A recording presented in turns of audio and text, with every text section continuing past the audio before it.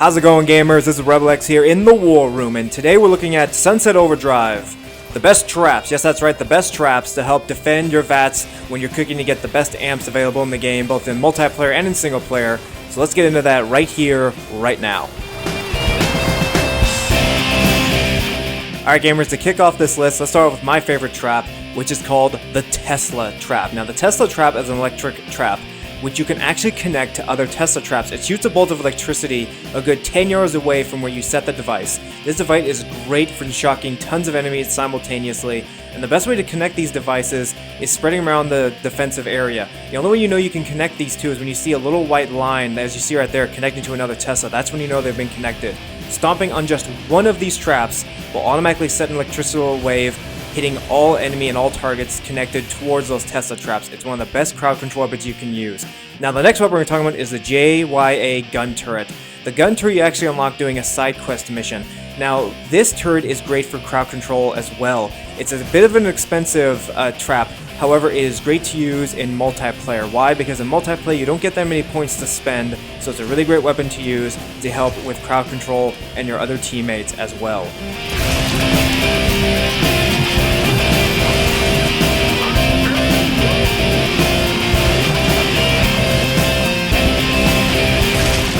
Alright gamers, now it's time for Siegfried the Great, another trap you unlock doing a side mission. Now Siegfried the Great can transform, and he has three different forms. His starting form is pretty weak, his second form shoots more rapid fire tennis balls and a little bit of a stronger melee, but his final form, he's all decked out in Roman armor. This guy alone can defend an entire section of the map all by himself. He's one of the most expensive traps you can afford to put out there in terms of power electricity draining, but he is the best to use. Now finally, the final trap I recommend you guys get is Pandora's box. Pandora's box is a bit of a toss-up kind of trap. It has three different forms. The first one is deploying these little gnomes that go around axing every enemy in its path. The other ability is that it can actually shoot out these little mini rockets, these little mini homing rockets that'll go after enemies anywhere in the given area. And the final ability it unlocks is shooting out this red smoke, the skeleton red smoke that immediately kills any enemies that pass through it.